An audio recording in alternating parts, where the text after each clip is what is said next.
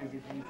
Alors, on veut savoir vos impressions et puis ce que vous pouvez nous conseiller, nous, aumôniers de Paris et la plupart des gens qui sont à Paris et la démarche vraiment à suivre pour les Ngunza. Merci beaucoup.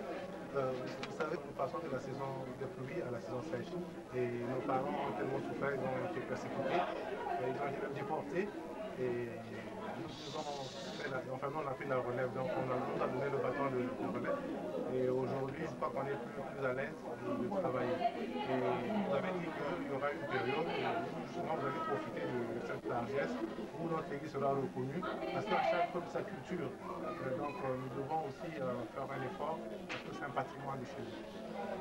Dans le testament, je sais que le testament c'est un acte d'acquis d'un bien, c'est ce qu'on lègue, c'est un acte de légation, on lègue pour un bien, soit matériel, un bien spirituel. On veut savoir aujourd'hui le testament de l'église Ngunza, ce que nous on va hériter de l'église comme testament, la ligne spirituelle qui a été tracée pour nous, nos repères. Ouais. Et vous savez que la meilleure façon de conserver les choses aussi, c'est d'une façon orale. Même si les paroles sont bonnes, les écritures restent, mais je crois que dans le monde initiatique, c'est plus le côté oral qui est utilisé. Et chez nous, nos ancêtres aussi, on travaille là-dessus, parce que c'était pas réservé à tout le monde. Donc c'était réservé aussi à une certaine classe des initiés qui devaient prendre cette relève, qui devaient prendre ce bâton pour faire cette transmission. Et je crois que ça se passe très bien. Et nous, notre enseignement s'appelle Kimoro, c'est une causerie. Et dans notre enseignement, vous allez vous rendre compte dans tous nos villages, vous allez vous rendre compte que les anciens sont assis, ils racontent des histoires et les enfants écoutent. Donc on a toujours appris à l'enfant d'écouter, de ne pas parler mais d'écouter. Et c'est celui qui a plus d'expérience qui parle, qui expose. Et après, ça fait mûrir en analyse et puis bon, ça fait grandir.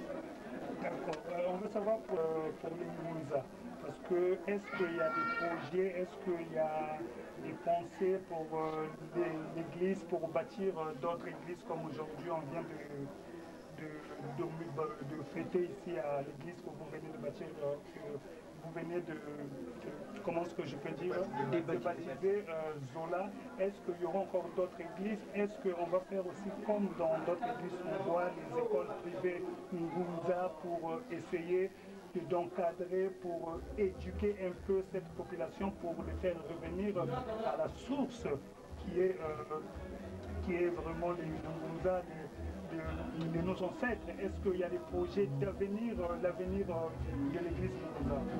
Tu vois, j'étais infirmier, j'étais douanier, j'étais militaire, donc il a fait tout. Donc il fallait d'abord apprendre, c'est d'abord la connaissance. Et quand on a la connaissance, on peut parler développement. Quand on n'a pas la connaissance, comme on dit à l'Ingala, vous envoyez vos endroits. Donc il faut connaître. Et nous, dans notre église, vous voyez tous les bâtiments à l'époque, ils n'étaient pas bien compris. Donc c'est le côté de l'environnement, c'est pour ça que les parcelles étaient très propres. Il y avait toujours des fleurs.